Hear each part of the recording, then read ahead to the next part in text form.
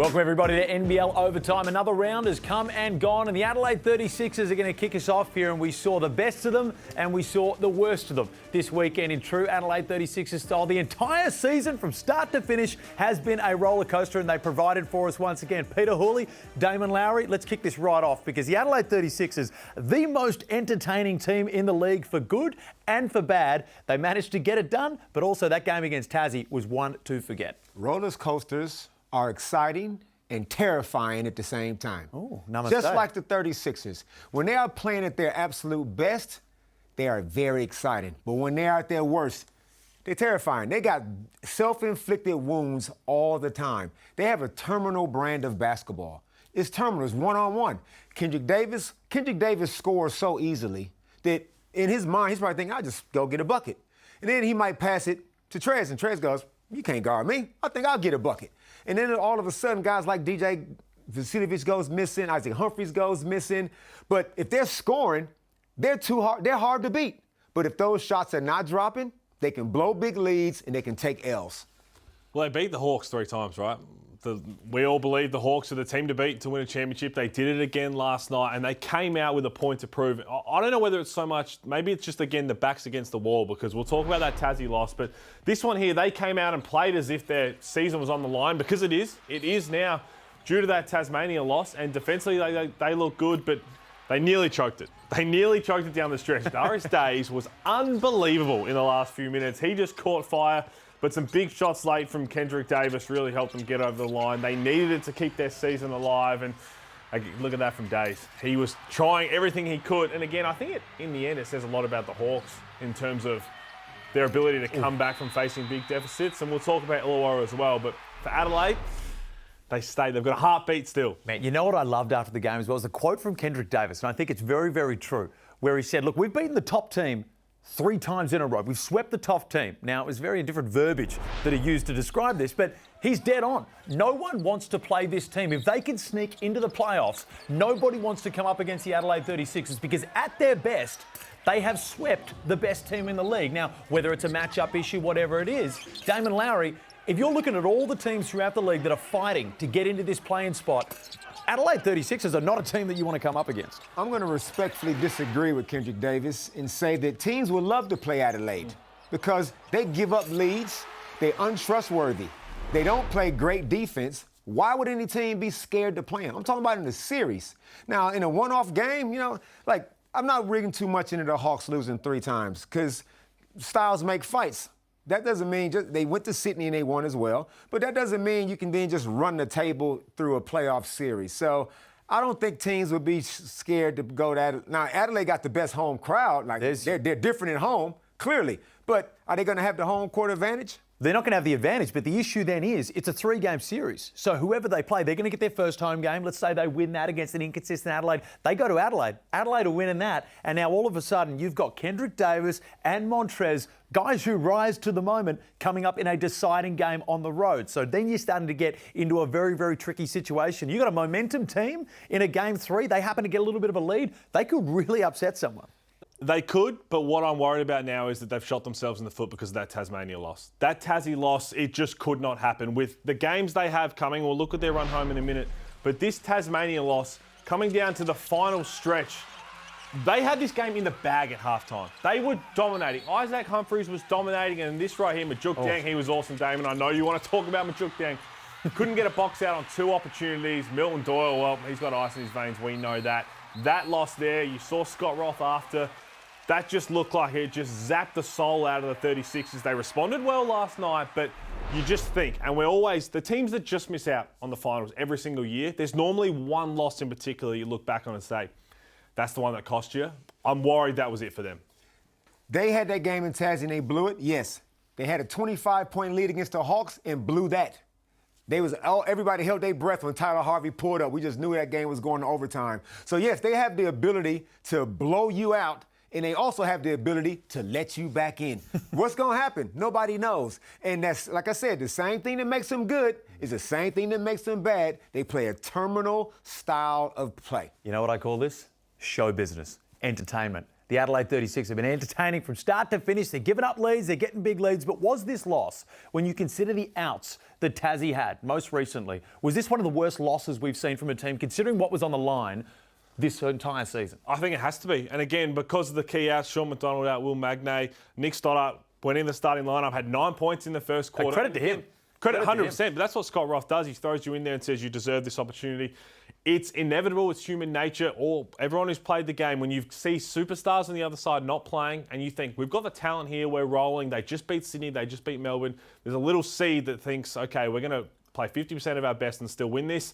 At halftime, it was probably that seed was even bigger. It was even thinking, okay, we've got this game in the bag. They went away from Isaac Humphries, had 3 field goal attempts in the second half. He had 15 points at halftime, 3 field goal attempts in the second half. He had more in overtime. They lose that game, and I'm worried it's going to cost them. I want to see them in the finals. I think they're that entertaining for numerous reasons, but their best is more than capable of going on a very deep run. And against the Hawks, DJ Vasiljevic, I think, had 1 shot in the entire second half, and that man didn't get a shot.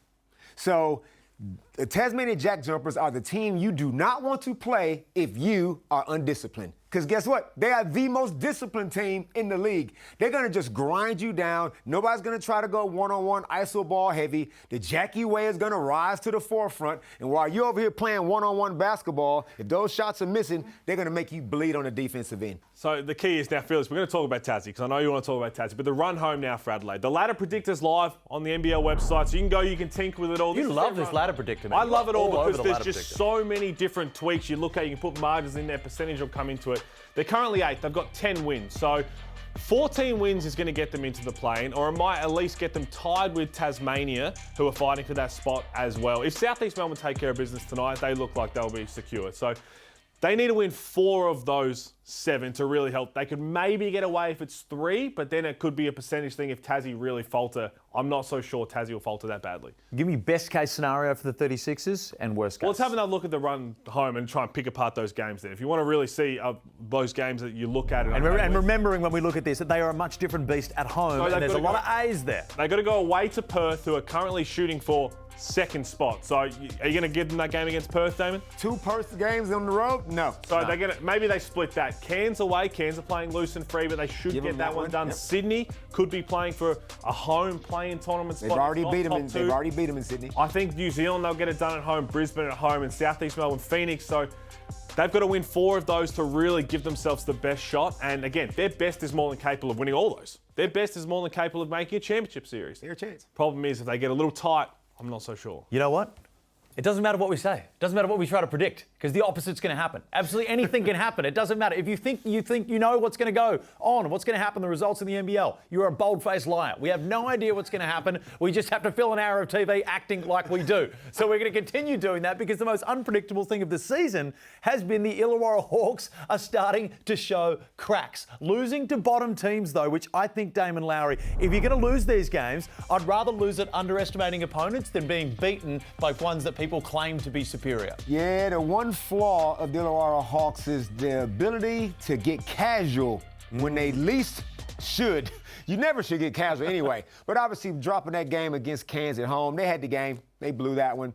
Adelaide's game, they weren't supposed to win that one. They made it close towards the end, so credit to them for that. But I don't know. When you've been playing so well for so long, it's hard to keep that same level of intensity up.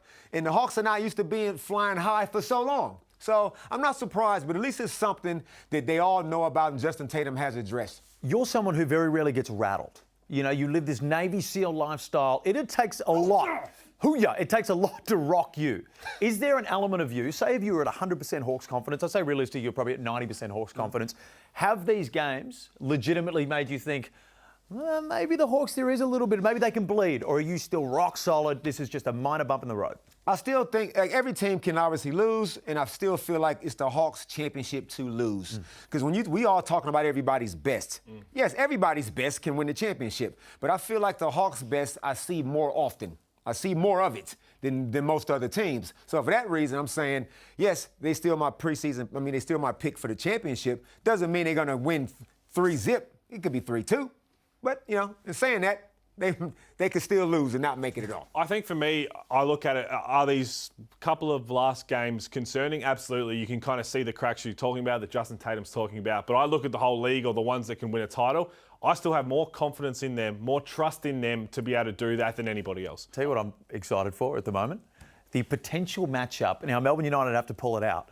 If the Illawarra Hawks came up against Melbourne United in a championship, it would be the section of Melbourne versus the entire country supporting the Illawarra Hawks. And that's what I want to see. Just selfishly, I want to see a grand final series where it is the big blue blood versus the underdog Illawarra Hawks. So I'm rooting for them to go through here. I said about the ladder predictions, when I did mine, there was a chance that we could have Sydney Illawarra in a semi-final series and Melbourne, Southeast Melbourne in a semi-final series, which would be unbelievable, but I think Perth will have something to say about that. But back on the Hawks, you're right. Them going into Adelaide, the way they started, Justin Tatum spoke about it, where he was just like, that's not us. That's not the way we go about it. What they did in the second half to stick with it, I think that combined with the Cairns loss and even a couple of other ways they've been playing, I think it only helps them going forward. Because this is, to figure this out now, to understand where we're going wrong, mentally probably more so than anything execution-wise, is going to help them when they get to the clutch and they get to the business end where everyone's coming for them. That's the one thing that he also said is very accurate.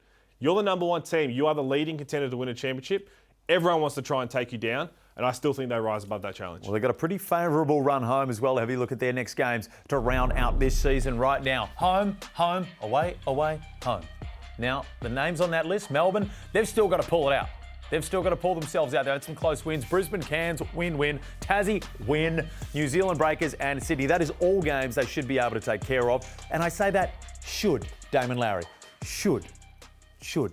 Now, the Sydney games, that's the freeway series. So obviously, the Hawks have won every one of those. 3-0. But that doesn't mean every one of those games goes down to the wire. And then when you start playing teams who clearly are not going to play in the postseason, they get extra dangerous on the road. Those are classic trap games.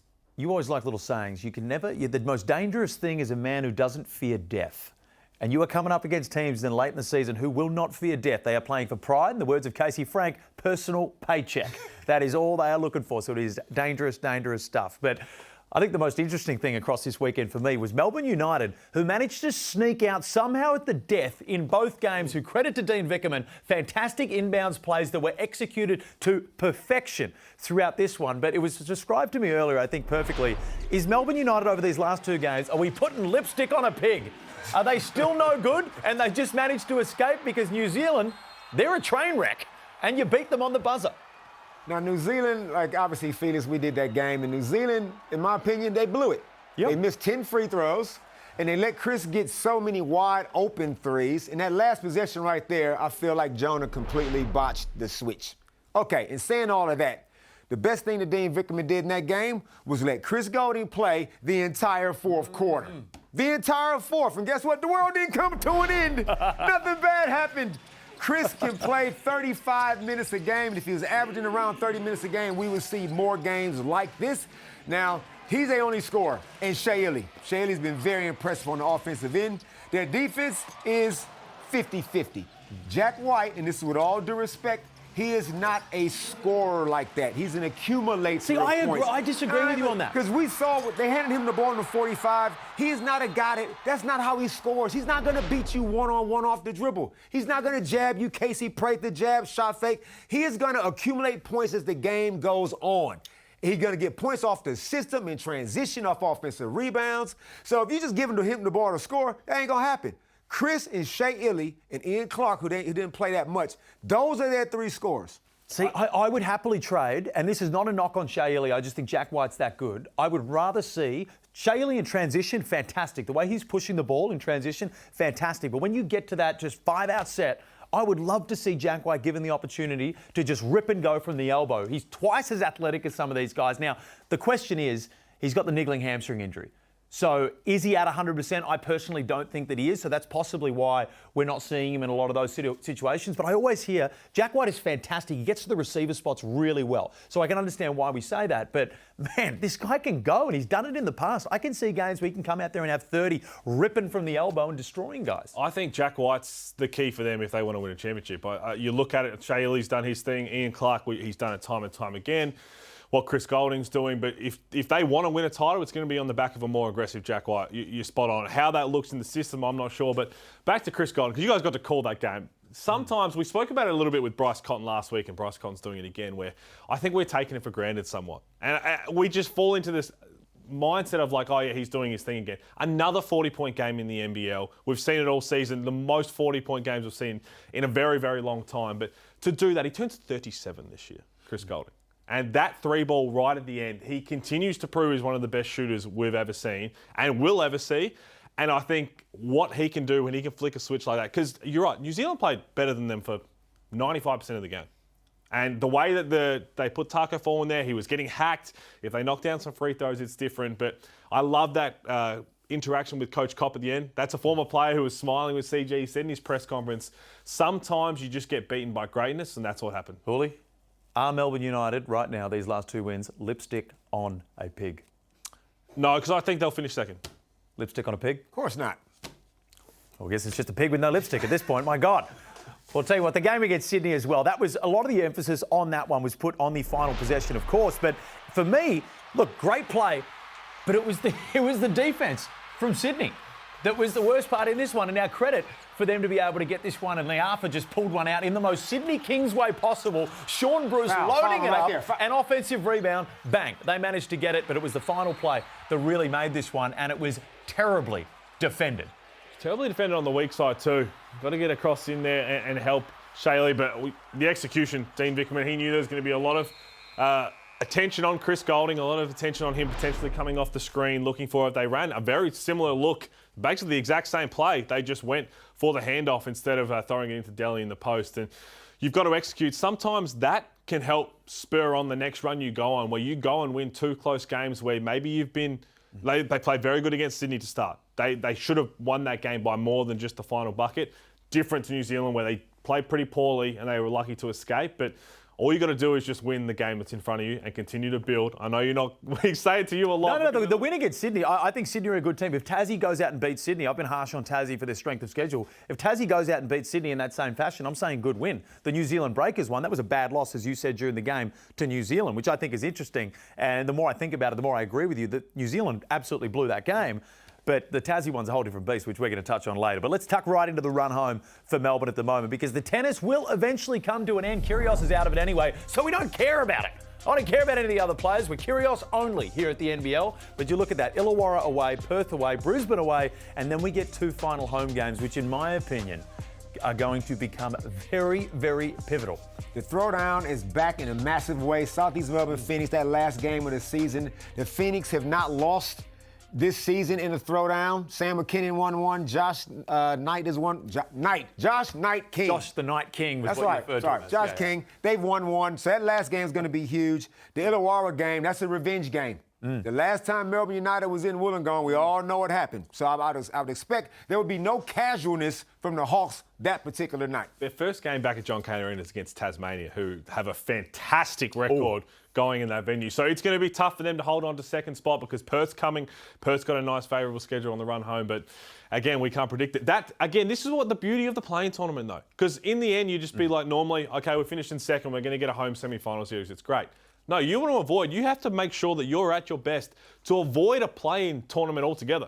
So that's why it's just the race for the 6th spot and also the race for top 2. It's fantastic. The parity, top to bottom, there was a point during the game that we were calling, Damon, where if Melbourne United lost, they would have dropped from 2nd to 4th with percentage. It was all in there. So if you think you can predict it again, you're a liar and a fool. No one can predict this stuff, and we just give it a red-hot crack. But it's time for It Ain't No Cupcake League. Rest in peace, Corey Homicide Williams. Let's just jump right into this one. Because you know what? I always think the NBL is an ecosystem, the media, and we all help each other out. And I think everybody does a pretty bang-up job at it. We jump on here overtime once a week and spew stuff for an hour, and I like to think everyone else in the NBL, the staff, will say, hey, we'll tools down, and we'll give them some free air. Derek Rucker went live on Instagram. Have a look at this. Hit me with some questions. We got some time to kill. I got about 20, 25, 30 minutes. And if you want to come on, just send me a request. Interesting, Derek. If it wasn't during our show that he went live on Instagram trying to steal our viewers away. No, wait, it gets worse. It gets worse. Joe Healy. She does a fantastic job. We're all good friends with her. Look who jumped into shot.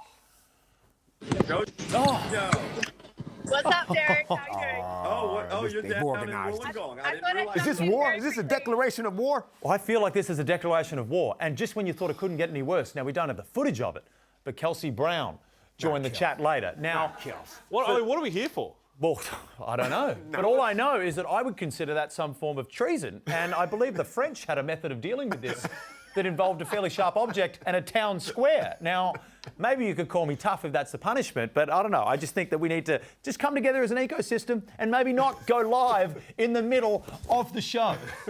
I think we deserve apologies from all three of them. Apologies? We'll chase them.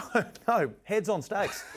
Heads on stakes. Well, mine is a bit different. So, again, you're one of the best in the business. You are. We love everything you do for us. And we have an overtime WhatsApp that is popping off during games is. all the time. So the overtime WhatsApp, the live, you went down to Traralgon. You did the switch, there. And then the game is a little bit delayed on the feed, right? So we thought you wrote Derek Walton Jr. hamstring. And I was like, oh, he's all over it. He has to be all over it, right? And then I went back and had a look. There's your head there. But let's have a look here. Was he really all over it, Damon? Or did he hear maybe narrowly in front? Keep an eye on where he's sitting. Head on the phone. Hinge is available 24/7, mate.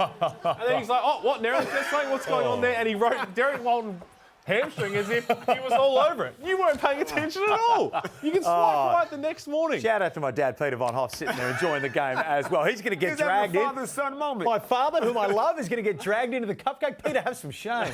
And look, since it's Derek Rucker. Oh, Let's stay on Derek Rucker. Now, Oh, Derek, God. Gladly. Now, we had the call, Taco Fall, and the Brisbane game, Big Tyrell Harrison, and Derek comes on and has this to say. Well, I'm 6'3" and I've never felt shorter in my life. Back to you. 6'3", my ass. You this much bigger than me, Derek. That much. Look at that. No. Man, Look at that. And that's without the high top fade you used to have back in the day. That's dirty work out in the 6'0" in there. You could have just said 6 foot. But I tell you what, hey, the worst part is Derek Rucker does a fantastic job. He's arguably the best in the league. But when you're on every damn game, there's going to be a lot of ammo that we can find. So we love you, Derek, but unfortunately there will be a trial for treason in the near future. Plenty more coming up next.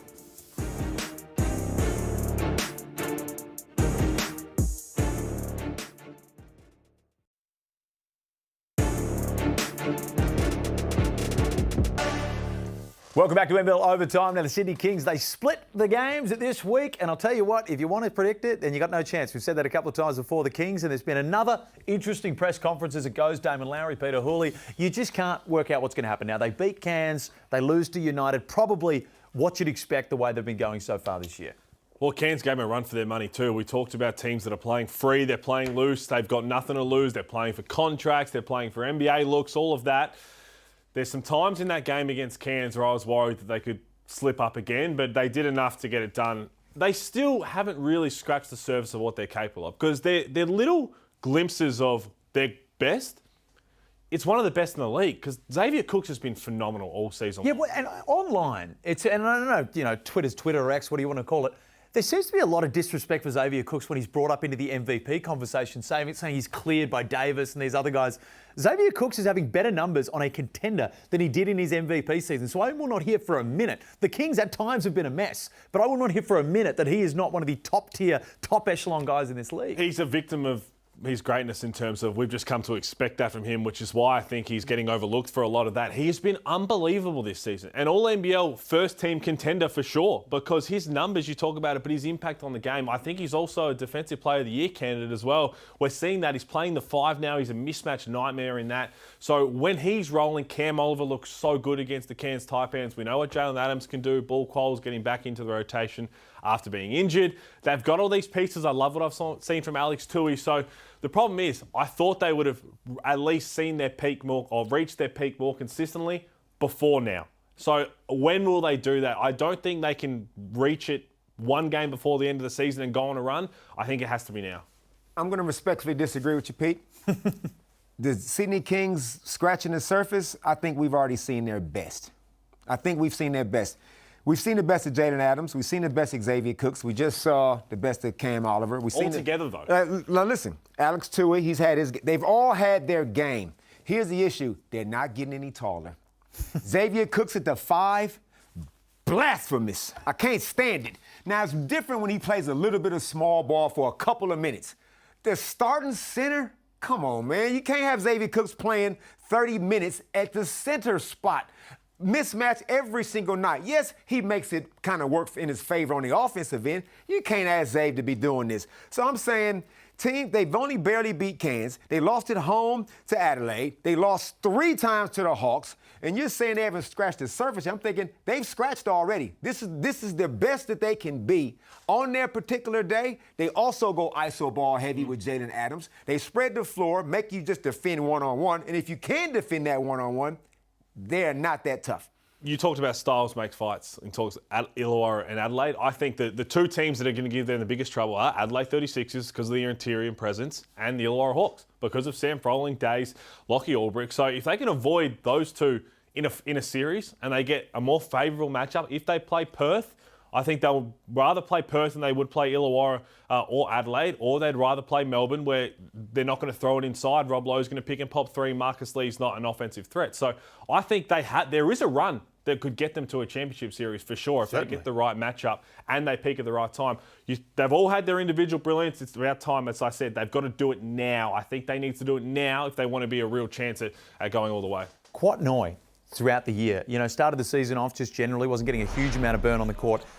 4 of his last 7 games, he scored 20+. He is playing out of his mind right now. Can I get a contract update on where he's going to be at? Because this is a guy who, for me, I hate to see him at the Kings right now because they're so talented offensively. I want to see him on a Taipans. I want to see him on one of these more cellar-dweller teams right now because the guy can score with just reckless abandon. You look at his last 7 games, 24.7 minutes. Let's get that one to 35. 20.4 points, 5.3 rebounds. You look at that, 4 of his last 7 at 20+ points per game. I am now Team Quatnoy. Well, a former Taipan. Came from the Cairns Taipan. Go back there. I had that thought when Cairns was struggling with injuries and all that. He sat out a couple of games in terms of a DNP and didn't get a whole lot of minutes. And then he's been massive in some fourth quarters. And I was sitting there thinking, imagine if he was on the Taipans now. He'd be playing 35 minutes a game. He might be close to a 25-point-a-night scorer because he just likes to get shots up. He just has this confidence in him. He's running away with the 6th Man of the Year. He really is. He's running away with the 6th Man of the Year award because he's done it time and time again in big moments in the fourth quarter like he did against Cairns. And it's a credit to him because to have that confidence when everything else around you is shaky at times, where he was struggling to get some minutes a few months ago, it's very rare, and I love that from him, and he's one of one. If Quatnoy gets beaten for 6th Man of the Year by some starter who's played half the games off the bench, I will vomit and I will walk out of the MVP dinner. You have my word. If Quatnoy does not win the 6th Man of the Year, I will vacate the venue. That probably wouldn't be a bad thing. He nearly walked out last year. Yeah, I did. Yeah. Thank you, Shane Jacobson. I was almost outside of that one. But the Sydney Kings, the Lamonte Turner, I want to get your thoughts on this. No, you're going to get my thoughts on Quatnoy first. Okay, well, give me that. Big Shot Quat has been doing this all season. He just makes buckets. He gets buckets, and Brian Gorgian now trusts him. If you play him 10 minutes, don't matter. He's going to give you high production in those 10 minutes. The more minutes he plays, the longer he's on the floor, the more he's going to score. It's simple as that. And the system that they run suits Quat. They spread the floors. We just saw that last highlight. 4 out. Middle ball screen, Jalen makes a decision, kicks it to Kawhi. Kawhi goes, oh, what, ball? No problem. Jay, bang. Or he'll put it on the floor. He can dunk on you. And he's a high-energy guy. He's playing some good defense as well, getting the crowd into it. So Quatnoy is, I'm agreeing with you, Pete. I think he's a runaway for the 6th man. But for the Sydney Kings, he is one of their most important pieces. Before you get to that, Felix, I want to ask you that then. Who's their best 5? And is it different from their starting 5? If you had to pick their 5 to close a game, he's in it because of the way he's playing. Who else is? Cam Oliver, Xavier Cooks, Alex Tui, Jalen Adams. That's a big, and that's big from, if you got Alex Tui playing the 2, which is more. Now, in saying that, if one of those guys are off or missing shots, of course I can put in Bull Qual if he hasn't fouled out already, or Zay Liafa who can come on and hit some shots. But that at least keeps them competing on the glass with teams. They can switch everything there too. That's a very frightening lineup. Did I just get fathered by Damon as I tried to switch to the next segment? Yep. I just got absolutely put in my place there. Fair, it'll happen again. It should happen some more. I think it should happen some more. Yeah. Anyway, off to the next segment. I think if Damon allows me to, let's have a look at the run home for the Sydney Kings in this one. Because, of course, before the season, they told me me they were championship favourites and they couldn't possibly lose. Well, look at them now. They're still sitting pretty, but it's going to be awfully tough compared to what we thought it would at the beginning of the year. Well, that's going to be a big game against Tasmania because the Phoenix, everyone has something to play for in that. Adelaide, that could be just hanging on to the season by then, and then Perth and Illawarra. I mean, the last game of the season may not mean a whole lot in terms of if Illawarra already have top spot sewn up, which they should. They should have had top spot locked away by then, but maybe not. But you never know what happens. It's hard to beat a team 4 times in a season. Illawarra and Sydney, it don't matter what is going on. That game will always mean something. Now, there's no easy games in there for the Sydney Kings. Yes, they can win all of them. They have the ability. Like every team, that's what's beautiful about this league. Everybody can beat everybody, but we'll just have to wait and see. But I feel like Sydney will still, they're not going to miss out on the top 6. There's no way. There's no way. No, certainly not. And Lamonte Turner Gate. Now, I've heard so many different things with this. Originally, he came out just a simple fail the medical. Then I heard that he'd done 3 sessions potentially in Sydney and they decided to fail the medical. There was a lot going on here. You guys have got, well, you've got your ear to the ground in the NBL, know a lot more. People are just texting me left, right and centre. Nonsense most of the time.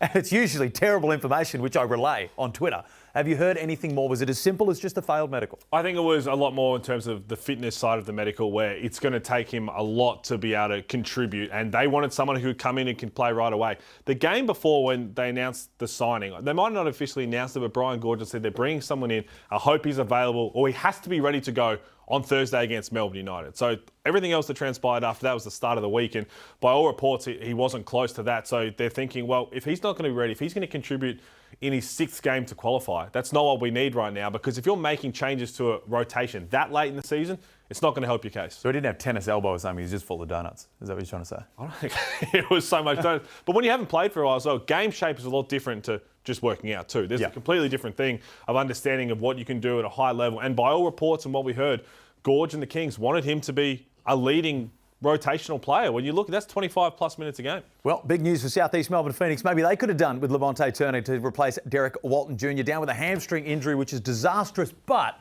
Josh King has this team humming at the moment. And if Owen Foxwell hadn't come out and performed the way he has a couple of games this year, I'd be a lot more worried for this team. But I think they'll be able to survive through because Sobey's gone to another level and Foxwell's gone to another level in the back end of this season. Yeah, devastating blow for the Phoenix with Derek Walton Jr. going down. We was at that game in Gippsland, and he was playing so well those last 4 or 5 games he was having. You could tell he's a championship MVP. Like, we all know his work.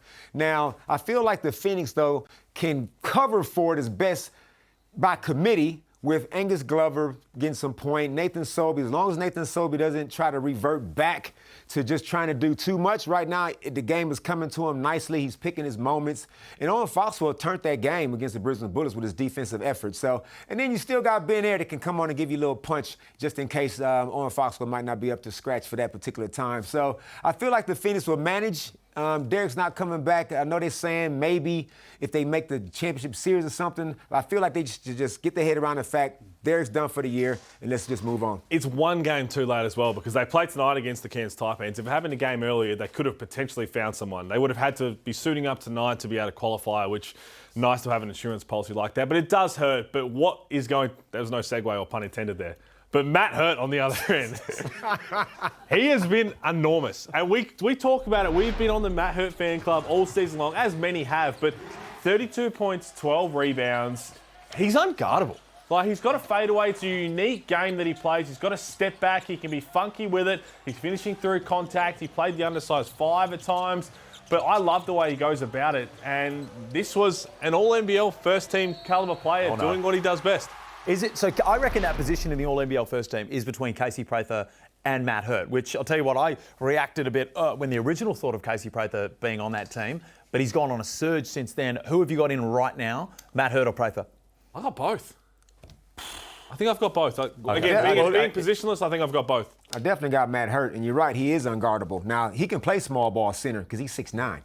Well, he's 6'9", unguardable down there. We're going to head to an ad break while you remove the picket that you appear to be sitting on.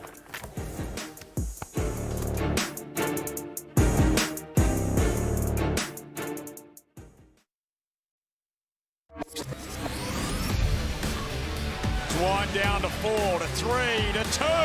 It doesn't matter when that man's got the ball, though. They slowed significantly. Keandre Cook right on the buzzer. Lands one from long range. A three to lock us up. Sean Bruce trying to bank three. Liapa gets it back. The 20.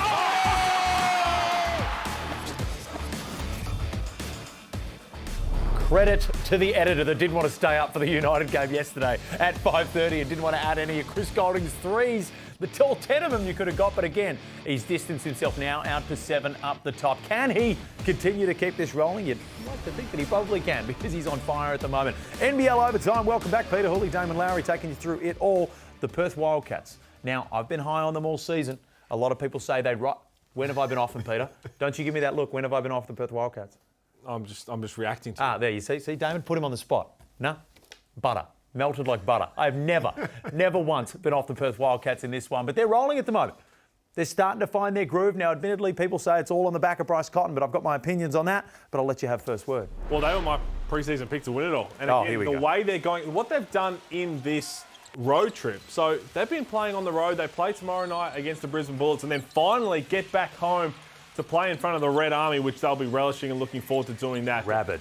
What Bryce Cotton is doing at a different level, he took the fourth quarter off. He said, I'm done. I don't need to do that. I've done my damage. What do you have, 26 in the first half?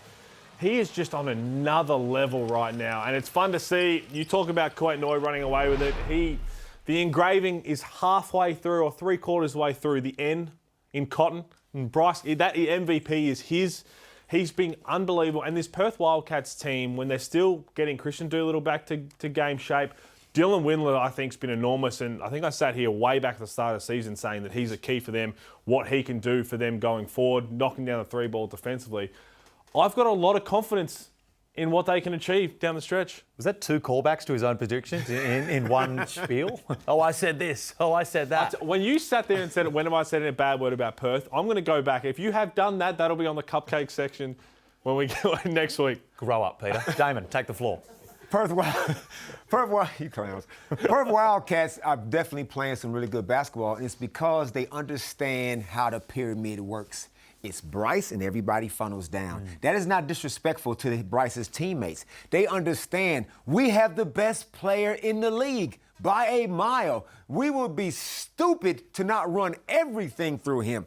Bryce stays on the floor for 39 minutes. He's going to go up against your starter. Your starter's going to get gassed after 3 minutes. Then you're going to bring in your bench guy. He's going to get gassed after a couple minutes. And Bryce is going to still be out there kicking everybody's ass. Now, Dylan Windler is now starting to play not as aggressive as I think he could, but just aggressive enough. Keanu Pender's been huge, and Benny Hinchell has been huge. They understand how the ecosystem in Perth works, and right now it's working for them beautifully. We'll see what they can do when the playoffs start. Damon, I've never agreed with you more on something. There needs to be credit as well to the Perth coaching staff and everyone there, because the Perth Wildcats, you say that they live and die by Bryce Cotton. If Bryce plays well, it's Bryce's win. If they play bad, come on, John, really, what are you doing? Get rid of him.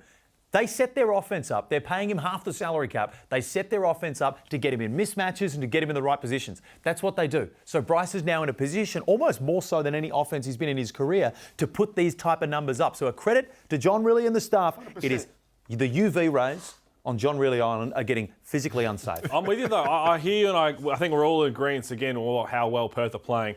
The only negative I can find is here we go. They may have just lost out on the 50K in the summer shootout, though, down in Tasmania. Because they had 90 points on the board at three-quarter time, and then they, understandably, it's been a long road trip. They took their foot off the gas. Bryce didn't play. They only scored 15 in the fourth. I don't think 105 is enough, especially when Mark Arena said he's giving them all the money.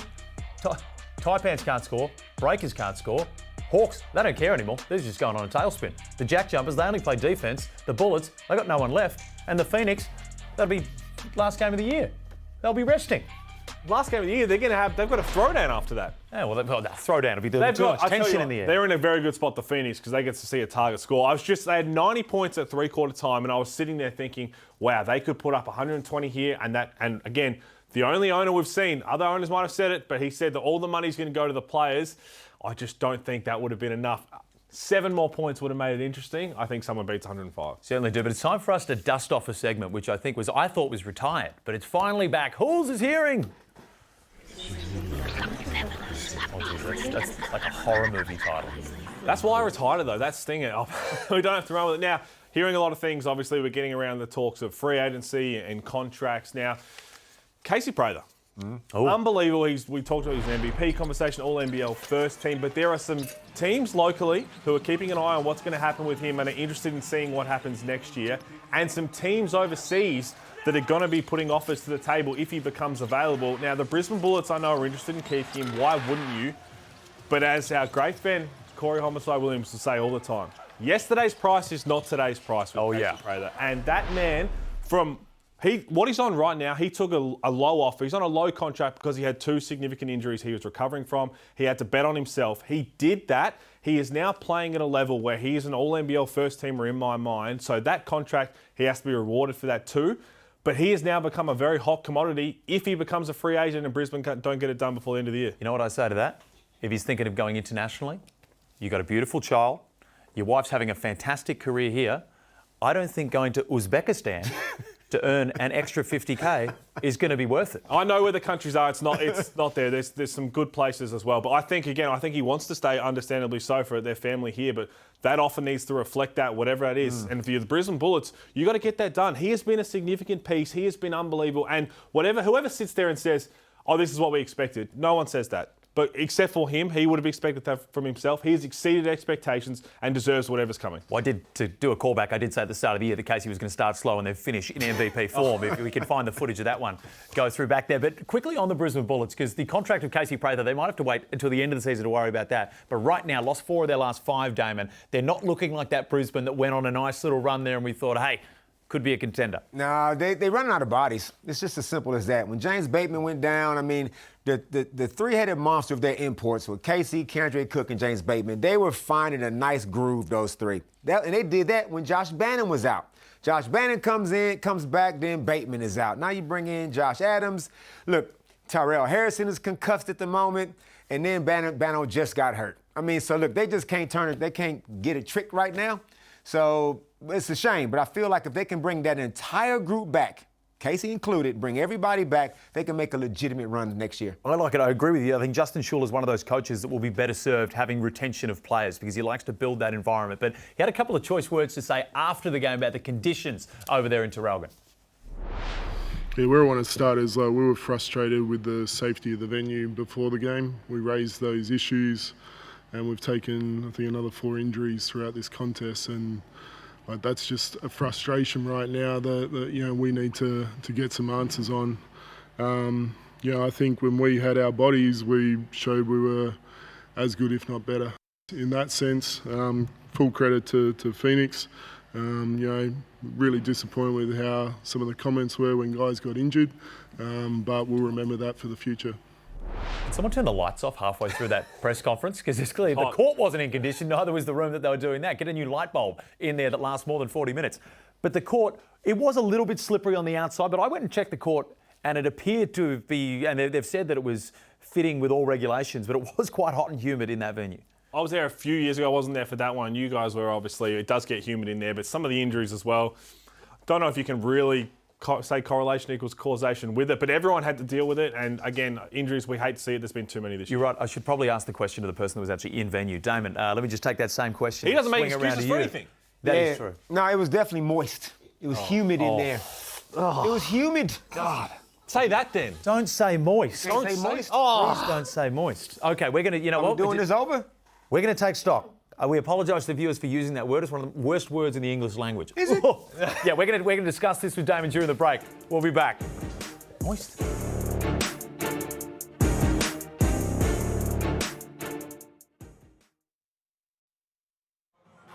I've been dreading this because I came out and said last week that Tassie, it was fool's gold. The streak that they'd been on, they'd beaten New Zealand 3 times, Cairns, the real cellar dwellers of the league. But you know what? You've gone 8 in a row now, and you've got to win on the road against Melbourne United, and you got one on the road against Brisbane. So Tassie fans, I apologise. You were right for now. But I'll tell you what, if you come and drop a game to a cellar dweller, I'm going to be tweeting up a storm. Oh no, you dropped a game to some cellar dwellers, and you just still haven't beaten the big teams. What I said was correct. Now, admittedly, I also want to say I do own more than one shirt and jacket. I'm wearing the exact same one that I was. You look sick. Were you? I don't. What was wrong that with was when I was sick. Sweating? That was when I was sick with the voice. I was sick of people saying that Tasmania were contenders. That's what I was sick of. But again, they still haven't beaten anyone worthwhile. And look, they get that big win against Adelaide, which, you know what I say, credit to them. Undermanned, backs against the wall, Scott Roth going crazy, true Tasmania fashion. But then they drop it. As soon as they come up against good competition, they drop it. And I just don't think this chat has been legitimate about them being contenders and right up there. All right, you made your point. Calm down. Take it easy. Now look, the Jackies will be fine. The Jackies will be fine. They'll be fine down there. I'm sure the air conditioning's good at 7th or wherever they end up. Once the playoffs start, we know we're going to get from them. And if Will Magnay shows up, then you better believe they are a legitimate chance. Got to give a massive shout out though to Majid Ding, the guy that I said was unguardable. He laughed at you. And you laughed at me. He's guardable. Off. Now look, I want to just really be clear on what I mean when I say unguardable. There's guys that can score the ball, guys that can rack up points. But then there are certain guys, and there's only 5 of them in the league, that if they give you the ball, you can only hope they miss. Would you like to know who those 5 guys are? Please. Well, 1 is obviously Majid Ding. 2 is Bryce Cotton. Nick Stoddard. Jalen Adams, Matt Hurt, and Jordan, the little big man Crawford.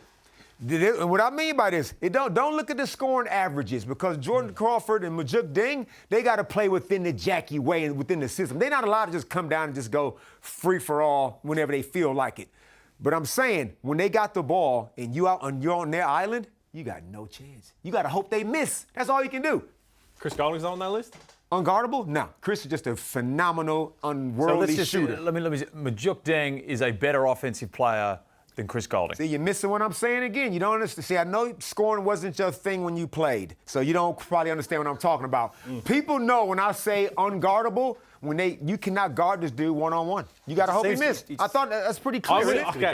I'm with you for the sake of, I want to give big credit to the win. And you keep saying this, I'll give them credit for beating Adelaide. Oh, it's a good win against Melbourne, but now Melbourne struggled for a little bit. So they've had a couple. Adelaide are 8th. Adelaide are 8th on the ladder. No, but they were undermanned. Beat someone above 6th. They were undermanned in that one. And we have a look at their run home. So you think that they might fall out. You think they're going to fall out of the finals. So have a look at their run home. They've got 12 wins already. So they only really have to win 2. If they win 2, they're going to be in there.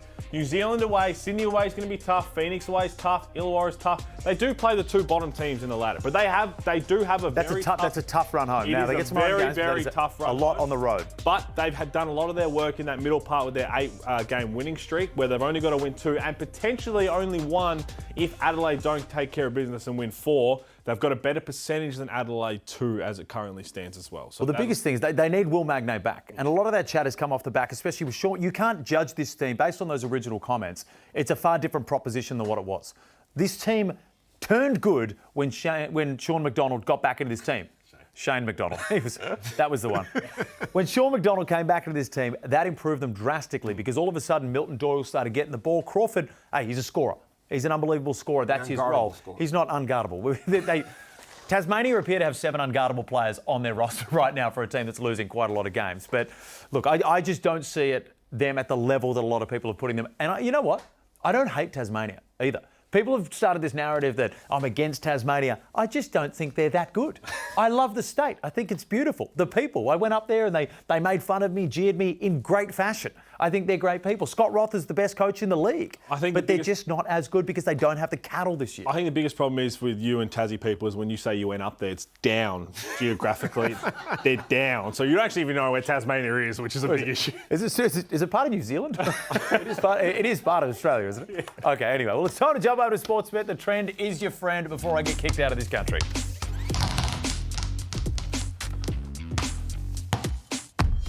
That was the longest stinger ever. They've added another bounce to that ball for sure. That did not bounce that many times the last time we did this. But it's time to kick. Trend is your friend. Bryce Cotton is playing unbelievable basketball at the moment. We've touched on it before. He's playing out of his mind. But not just out of his mind. And people think that he's on, this little hot streak that's just a bit of personal brilliance. But you watch all these plays, they are getting him in fantastic positions. And the Perth Wildcats are starting to really lean into, from a coaching perspective, hey, you know what? We got a lot of dudes on this team, but we got one dude who can single-handedly win us games. Damon Lowry, I don't think this is going to slow down. Since December 1st, since that 59-point game, I almost think a switch has gone off in the entire staff at Perth, and they've realised, hey, this guy can do this. This guy can do this. We can just hand him the ball, get him in the right positions, and it's going to continue. I don't see this streak slowing down. Me neither. This team understands it. They all set picks for him. Jesse Wagstaff is the best with the winks and the nods and the back cuts and all this kind of action. Every player respects Bryce's unbelievable talent. Few teams do that. Melbourne United, they all respect Chris Golding's talent. That's how he can get 19 threes off in a game. So, yes, Bryce, this ain't going to stop because his team understands who he is. March, Jackies, March. We're heading to a break. Plenty more coming up next.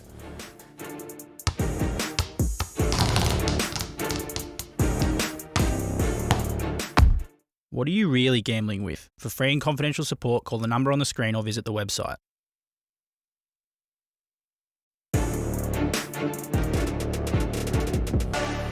Well, it's game day, 14 straight days of basketball. The Southeast Melbourne Phoenix taking on one of the more dangerous teams in the league, dare I say it, the Cairns Taipans, because they do not fear death. They are playing for pride at this point in the season. Damon Lowry, Peter Hooley, we are not far away. Do the Cairns Taipans have a legitimate chance tonight? I think they've got a legitimate chance in every single game they play because of what you said. They don't fear anything. They're going out there, they're playing loose, they're taking poor shots, they're taking good shots. They're just trying to have some fun, and they're going to catch some other teams slipping and spoil some parties. I feel like they got another win in them. In the way they're playing right now, they got to be careful. Sometimes they can tend to get a little bit ISO heavy. You heard Adam Ford in his press conference say they went away from, going inside to Tanner Groves, and just sometimes between Rob Edwards and Taron Armstrong, it almost looks like it's your turn, my turn kind of thing. But when they're both on, obviously they can light the scoreboard up. So they'll be tough to beat. Well, that's the thing. If Armstrong and Edwards are both on, this is a different team. But kind of like Milton Doyle and Crawford during the Tassie season, you just need both of them to be firing to really have a solid chance. And more so now that Sam Wardenberg's back, that they've got to share that load with you. As you said, Damon, that if they just try and go back and forth between each other, they're missing Sam Wardenberg. It's been unbelievable this season as well. So, they've got another win in them for sure. They might have two, and whichever team is asleep at the wheel, Josh King will be hoping it's not his men tonight, because this is a big one. The Phoenix probably need one more win to lock themselves into playing, but they can also get a top 4 spot. Well, this is the tough thing. Yes, Phoenix are going for a top 4 spot. Is this one of those games where you look at and you're like, you don't want to drop it, but just like Illawarra did, they could potentially get them? Every single game makes you go, yeah. Do it again. Who are you tipping? I got the Phoenix. You got the Phoenix? Just flush after. That's what that looked like. You know what my highlight of the show was? Lipstick on a pig. It's seared into my memory now. Thanks for watching and enjoy the game.